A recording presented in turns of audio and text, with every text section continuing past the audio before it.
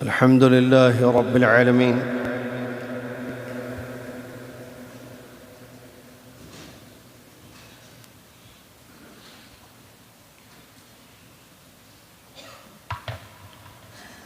الحمد لله رب العالمين والصلاة والسلام على رسوله الأمين. أما بعد،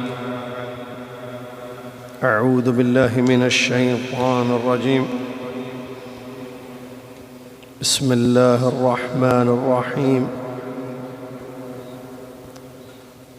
يا أيها الذين آمنوا اتقوا الله حق تقاته يا أيها الذين آمنوا اتقوا الله حق تقاته ولا تموتن إلا وأنتم مسلمون.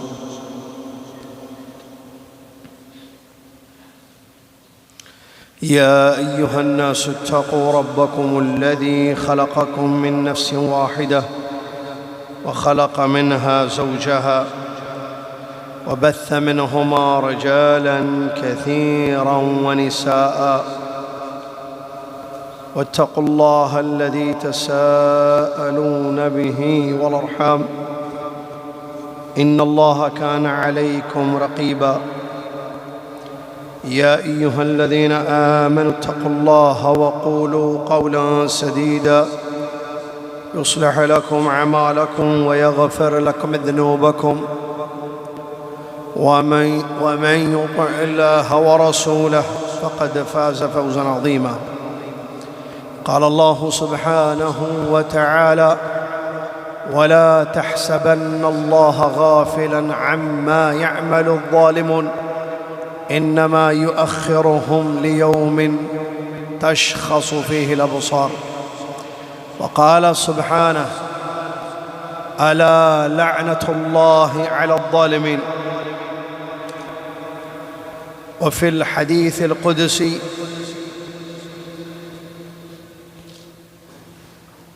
عن أبي ذر الغفاري رضي الله عنه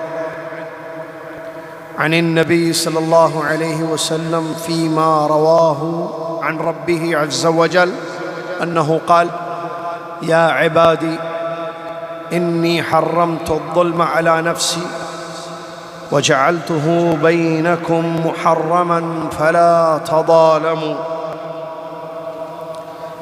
وقال رسول الله صلى الله عليه وسلم: الظلم ظلمات يوم القيامة. محترم بھائیوں،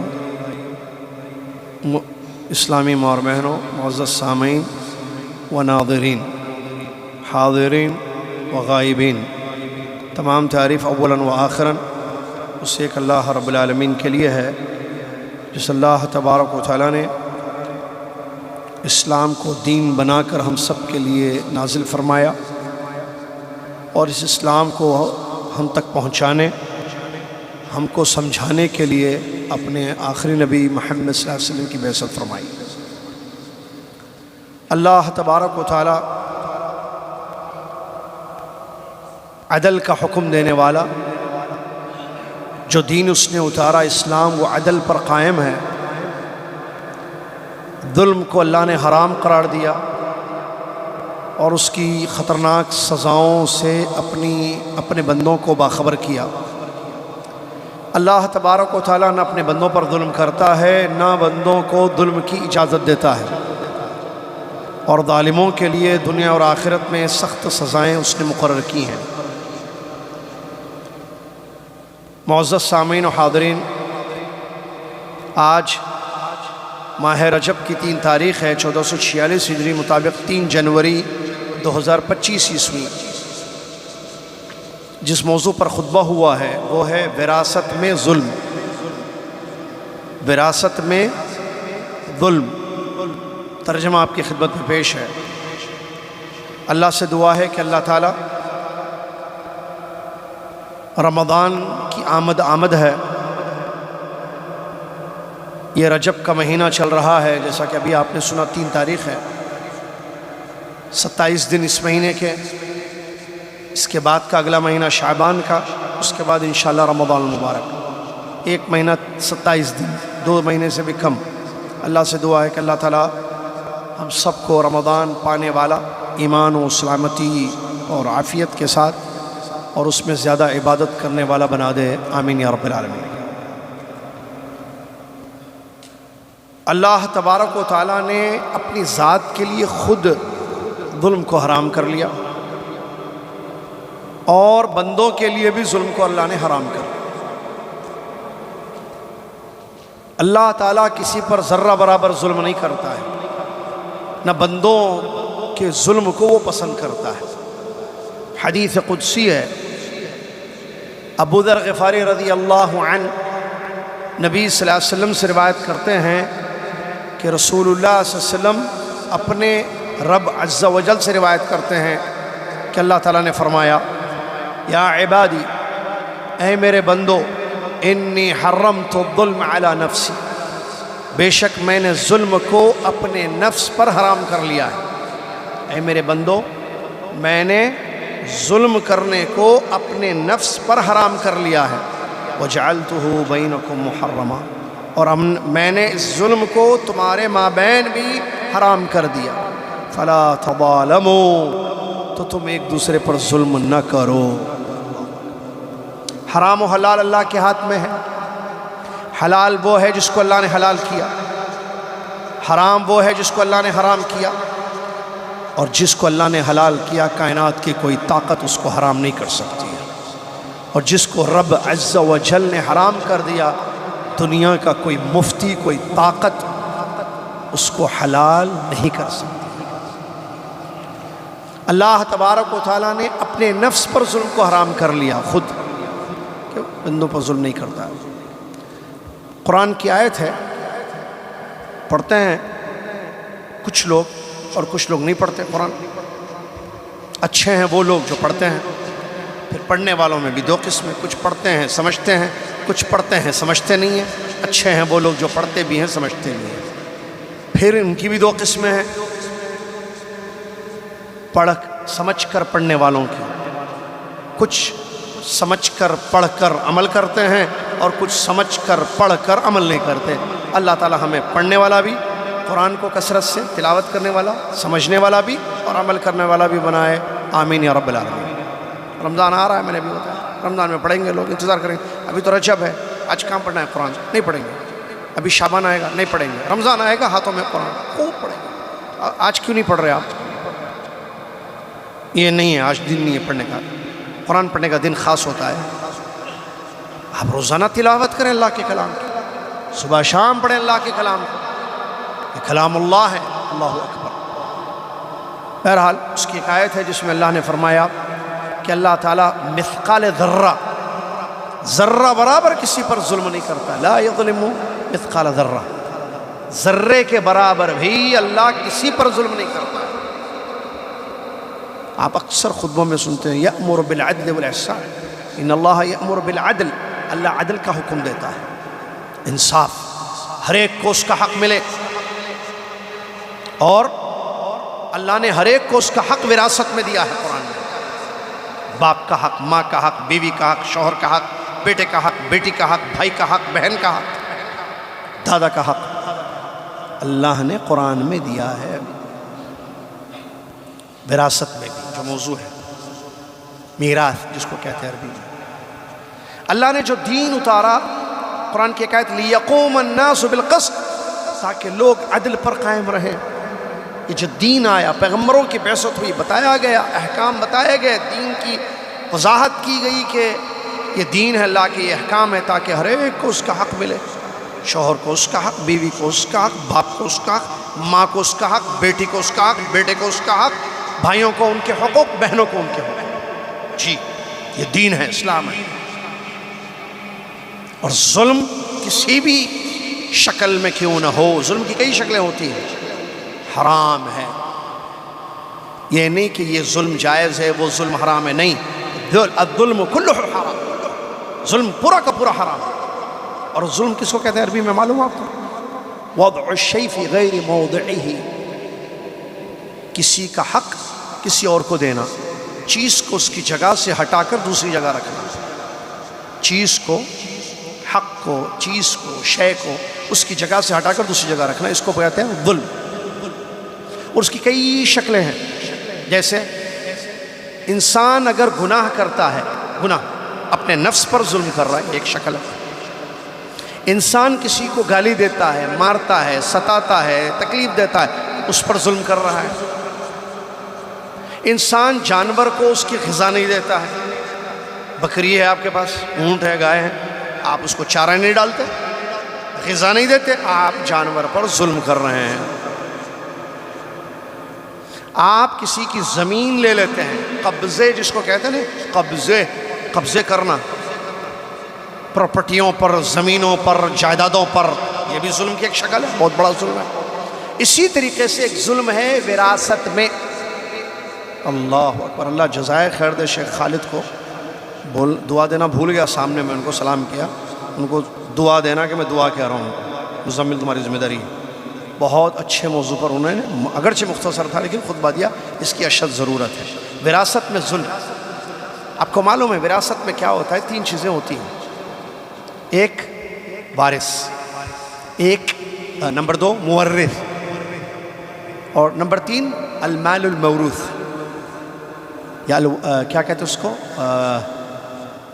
الترکہ.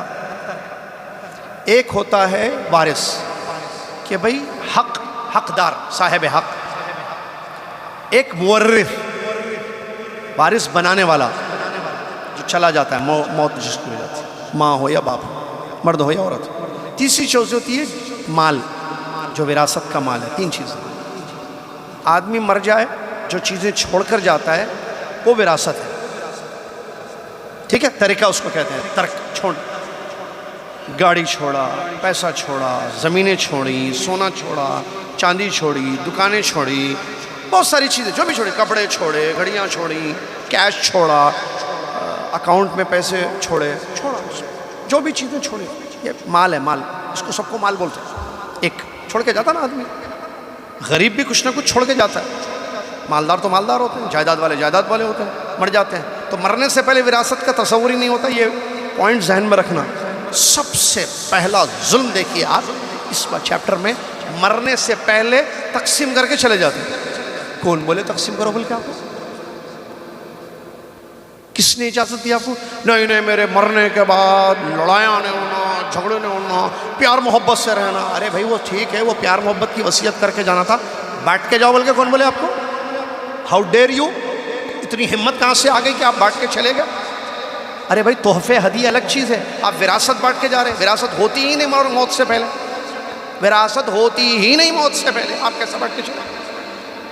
نبی صلی اللہ علیہ وسلم کی حدیث یاد رکھیے، ان اللہ اعطى كل ذی حق حقہ فلا وصیۃ لوارث. اللہ نے ہر صاحب حق کو اس کا حق دے دیا ہے، اب وارث کے لیے کوئی وصیت نہیں ہے. نبی صلی اللہ علیہ وسلم لا وصیۃ لوارث. وارث ہے، وہ قرآن میں اس کا ذکر ہے، اس کا حق ہے. کون وارث ہے مرد میں سے، عورتوں میں سے، ان کا ذکر ہے. حارث بھائی کے گھر پہ جمعرات کے دن درس ہوتا ہے رحاب میں، کل بھی ہوا تھا مغرب کے بعد. کچھ مہینے پہلے یہ چیپٹر ہم نے پڑھایا تھا، جس کی ریکارڈنگ ہے ان سے حاصل کر سکتے ہیں تفسیر. باب المیراث، وراثت باقاعدہ ایک چیپٹر ہے دین میں. وارث مردوں میں سے کون ہوتے ہیں، ذکر ان کا موجود ہے. عورتوں میں سے کون وارث ہوتی ہیں، ان کا ذکر تفصیل سے موجود ہے.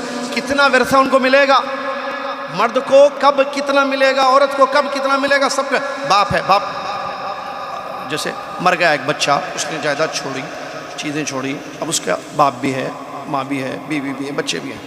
تو اب ابا کو کتنا ملے گا، اس کا ذکر ہے. اس میں آپ کون بانٹنے والے؟ اللہ نے دے دیا ہے بھائی، اللہ نے دے دیا ہے.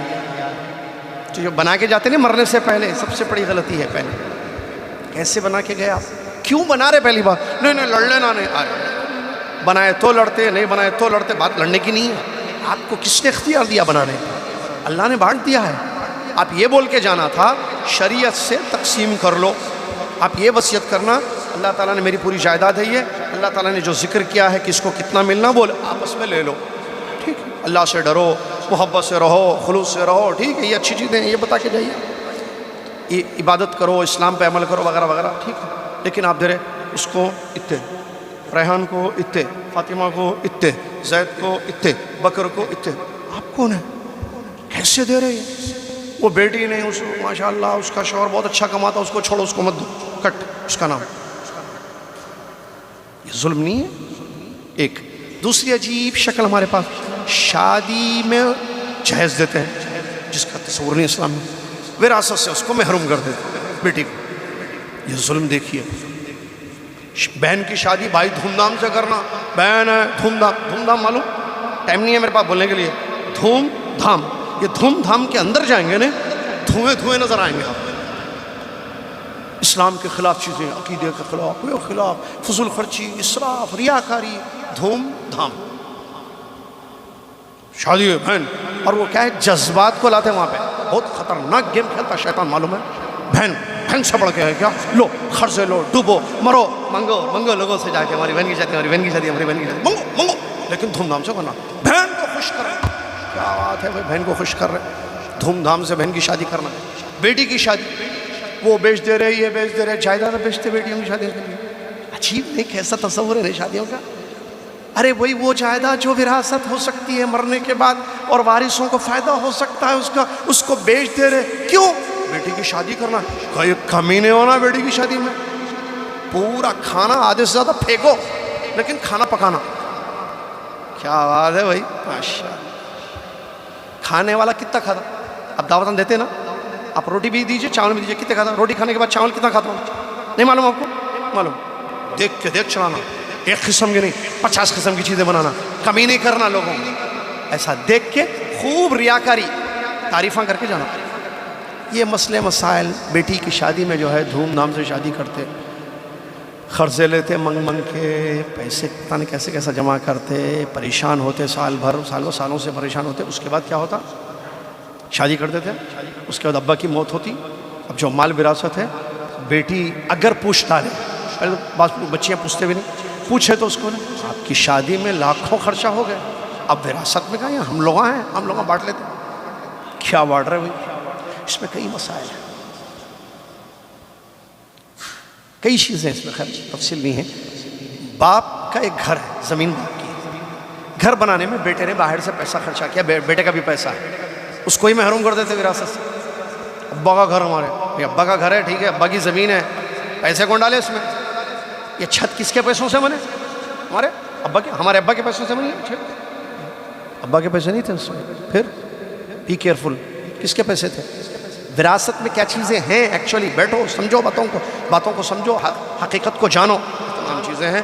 بہرحال ظلم خطرناک قسم کا ہوتا ہے وراثت میں، کہیں بیٹیوں کو محروم کر دیا جاتا ہے وراثت سے، کہیں جو ہے جائیداد میں الٹا پلٹا کر دیا جاتا ہے، جسے اللہ جزائے خیر، کبھی ہوتا کیا ہے، آج مر گئے 10 سال تک وراثت کا آتا ہے نہ پتہ ہے، 10 سال ہو گئے، جائیداد 3 سال ہو گئے، ارے بھائی موت کے بعد جو ہے مسئلہ حل کرنا ہے بیٹھ کر، سال میں چیزیں بڑھیں گی، قیمتوں میں اضافہ ہوگا، اس میں بھی کیا ہوتا ہے 4-5 سال ہو گئے موت ہو کر مرنے والے کی، مورث کی، والد ہو یا والدہ جو بھی مرد ہو یا عورت، اس کے بعد 5-6 سال کے بعد بھائیاں بیٹھتے آپس میں، جو ذہین بھائیاں رہتے ہیں، بولا بیٹھ کے جو ہے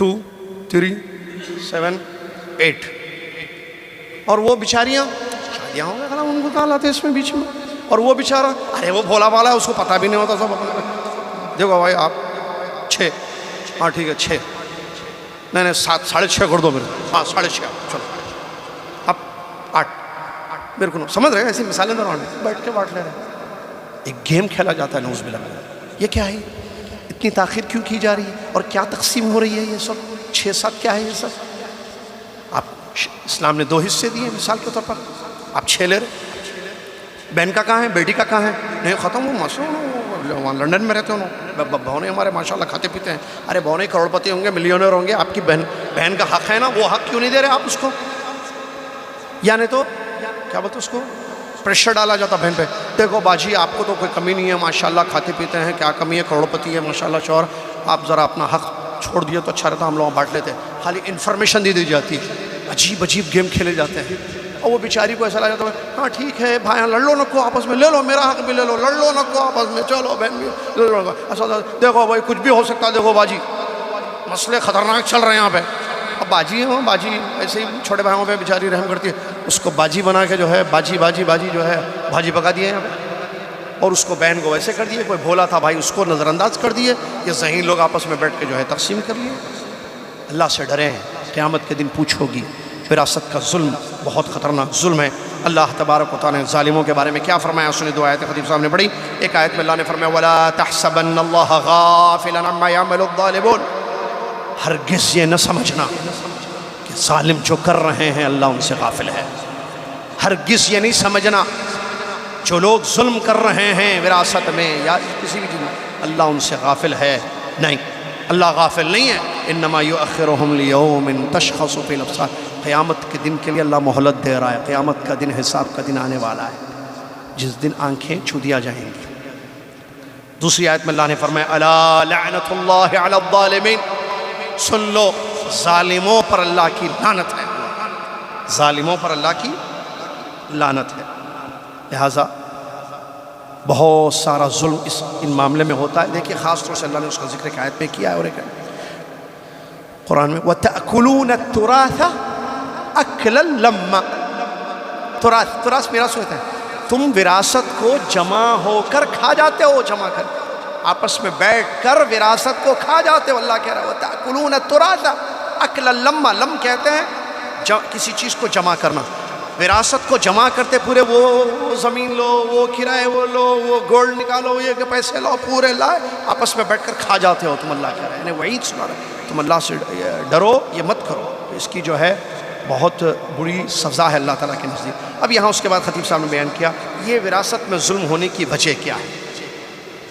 وراثت میں ظلم ہونے کے بہت سارے اسباب ہیں، ان میں سے چند آپ کی خدمت میں پیش ہیں۔ نمبر ایک، تساہل الکثیر من الناس بالوصیۃ وعدم کتابتها، وصیت میں جو ہے تساہل، لاپرواہی برتی جاتی ہے اور واضح وہ چیز نہیں ہوتی ہے۔ وصیت کر سکتے ہیں لیکن وارث کے لیے وصیت نہیں ہے، ایک تہائی سے زیادہ وصیت نہیں کر سکتے ہیں۔ الثلث والثلث کثیر، ایک تہائی سے زیادہ باپ وصیت نہیں کر سکتا مرنے والا، اور وصیت بھی وارثوں کے لیے نہیں ہوتی۔ اور وصیت سے جو ہے وصیت میں بھی ظلم نہیں ہونا چاہیے کہ جو ہے صاحب حق کو اس کا حق نہیں مل رہا ہے، وارث کو اس کا حق نہیں مل رہا ہے، ایسی وصیت کر کے چلے گئے، ایسا ڈاکومنٹ بنا کے چلے گئے، نہیں۔ آپ بے شک وصیت کیجئے لیکن وصیت کے جو شرعی حدود ہے اس کا پاس و لحاظ آپ کے لیے کرنا ضروری ہے۔ تو عام طور پر کیا ہوتا ہے، وصیت میں غلطی ہوتی ہے جس سے جو ہے نقصان ہوتا ہے یا ظلم ہوتا ہے۔ اسی طریقے سے ایک اور ایک شکل یہ ہوتی ہے کہ باپ جو ہے اپنے ایک بیٹے کو اپنی ساری چیزوں، باپ کا جو ایک چہیتا بیٹا ہوتا ہے وہ مرنے سے پہلے وہ اپنے بیٹے کو بتا دیتا ہے کہ کہاں کتنی کتنی میری پراپرٹی ہے، اس کی پوری ڈیٹیلز اپنے چہیتے بیٹے کو بتا کے چلا جاتا ہے، باقی کے بچوں کو پتہ ہی نہیں ہے کہ تفصیلات کیا ہیں اس کی جائیداد کی۔ تو یہ بھی ایک شکل ہوتی ہے جس سے جو ہے وراثت میں اور بچوں کو پتہ نہیں ہے، ان کو معلوم ہے 3 زمینیں ہے، 5 تھیں اور 2 بھی تھیں، وہ خالی وہ بیٹے کو معلوم ہے، دوسرے بچوں کو نہیں معلوم ہے، باپ نے نہیں بتایا انہوں نے، باپ چلا گیا مر کے، اب 3 زمینوں کی تقسیم ہو رہی، تینوں وہ 2 پہلے سے ہی جو ہے بھائی صاحب کر لی اپنے نام پہ۔ یہ بھی بہت بڑا خطرناک قسم کا معاملہ ہوتا ہے جو چیزیں ہیں۔ اور عورتوں کو جو بتایا گیا مردوں کو دیا جاتا ہے، بیٹیوں کو، بہنوں کو جو ہے خاص طور سے جو شادی شدہ ہیں ان کو وراثت سے محروم کر دیا جاتا ہے، جبکہ اللہ تبارک و تعالیٰ نے سختی سے یہ بات بیان فرمائی جیسے مردوں کا حق ہے وراثت میں ویسے عورتوں کا ہے۔ للرجال نصیب مما ترک الوالدین والاقربون وللنساء نصیب مما ترک الوالدان والاقربون مما قل منه او كثر نصیبا مفروضا، قرآن کی آیت ہے جو قیامت تک پڑھی جائیں گی۔ اللہ نے فرمایا مردوں کے لیے حصہ ہے وہ جو ان کے والدین یا ان کے رشتہ دار چھوڑ کر جائیں، اسی طریقے سے خواتین کے لیے، عورتوں کے لیے بھی حصہ ہے وراثت میں جو ان کے والدین یا ان کے رشتہ دار چھوڑ کے جائیں، تھوڑا ہو یا زیادہ، نصیبا مفروضا، فرض حصہ ان کا موجود ہے، جی فرض حصہ موجود ہے۔ آپ پڑھ کر دیکھیے آیت قرآن مجید، ایک بیٹی ہو تو آدھا، 2 بیٹی ہو تو 2/3 میں سے تقسیم کر لینا، بیٹے بیٹی دونوں ہو تو للذکر مثل حظ الانثیین، 2 حصے ایک بیٹے کو، ایک حصہ بیٹی کو، بیوی کا حصہ الگ، اگر اولاد ہو تو بیوی کا حصہ الگ، اولاد نہ ہو تو بیوی کا حصہ الگ، باپ کا حصہ الگ، سدس ملتا ہے، ماں کو سدس چھٹا حصہ ملتا ہے، سب کی تفصیلات موجود ہے، لیکن بڑے افسوس کے ساتھ کہنا پڑتا ہے اس کا کوئی پاس و لحاظ نہیں کیا جاتا ہے، ظلم سے مال کھایا جاتا ہے۔ اللہ تبارک و تعالیٰ نے ایسے ظالموں کے بارے میں بیان فرمایا ان الذین یأکلون اموال الیتامی ظلما انما یأکلون فی بطونہم نارا وسیصلون سعیرا، جو لوگ ظلم کر کے یتیموں کا مال کھا جاتے ہیں وہ حقیقت میں اپنے پیٹ میں آگ بھر رہے ہیں، اپنے پیٹ میں آگ بھر رہے ہیں، وسیصلون سعیرا، ان قریب جہنم کی آگ میں وہ لوگ داخل ہو جائیں گے۔ اسی طریقے سے ظلم کی ایک شکل یہ ہوتی ہے کہ باپ زندگی میں بچوں کو گفٹ ہے اسلام میں اوکے نو پرابلم. آپ گفٹ دینا چاہیں دے سکتے ہیں, لیکن گفٹ کا مقصد وراثت سے محروم کرنا نہیں ہو. گفٹ میں کیا ہوتا ہے, سب کو برابر برابر دینا پڑتا ہے. کیسے؟ مثال کے طور پر چھوٹی سی مثال سمجھا رہا ہوں. 10 ریال ہے, 100 ریال ہے. اب 100 ریال گفٹ دینا ہے باپ کو. بچے کتنے ہیں؟ 5 بچے ہیں اس کے, 3 بیٹے 2 بیٹیاں ہیں. 100 ریال دینا ہے. برابر برابر. فواد بھائی کتنے ہوں گے بولو جلدی. مشہور بھائی 20 ریال 20 ریال دینے ہوں گے. 20 × 5 = 100. ایسی ہے نا. تو 20 20 ریال دینا پڑے گا. 3 بیٹے 2 بیٹیاں. گفٹ کی بات کر رہا ہوں میں, وراثت کی نہیں. گفٹ دینا ہے تو برابر برابر, ظلم نہیں کرنا. اس سلسلے میں حدیث سے موجود ہے. ٹھیک ہے. ہوتا کیا ہے, ایک بچے کو گفٹ دیتا ہے, دوسرے کو نہیں دیتا. وہ زمین آپ کو گفٹ, بیٹے موت کا وقت قریب آ گیا. ابا کیا کر رہا, بیٹا انہیں میری بہت خدمت کرا, بہت خیال کرا, بہت لاڈلا ہے میرا چھوٹا لاڈلا, اس کو جو ہے ایک زمین گفٹ دے دیا. دوسرا ستایا بہت, اس کو بولا بتاتا ہوں معلوم ہوگا مرنے کے بعد, اس کو محروم کر دیا. تو یہ تو ظلم ہے, یہ غلط ہے. آپ وصیت کیسے کر رہے ہیں, آپ گفٹ کیسے کر رہے ہیں؟ گفٹ کرنا ہو تو سب کو برابر کرو, اس میں عدل ضروری ہے. ایک کو زیادہ گفٹ, ایک کو کم گفٹ, غلط. اور اسی طریقے سے گفٹ دے کر وارثوں کو وراثت سے محروم کرنا, یہ بھی جائز نہیں ہے. اللہ سے ڈرنا چاہیے. یہ تمام چیزیں ہیں جو ظلم کی شکل ہوتی ہے وراثت میں, اور یہ بہت زیادہ ہوتا ہے. اللہ معاف فرمائے لوگوں کو. پتہ نہیں کیسے کیسے جو ہے سوچ ہے. وہی میں اکثر بولتا ہوں نا, مسئلہ کیا ہے, یہ کیوں ہوتا ہے؟ کیونکہ اس چیپٹر میں یا اس سے بہت سارے یہ چیپٹر کون سا ہے؟ وراثت کا چیپٹر ہے. اس چیپٹر میں لوگوں کو علم نہیں ہے.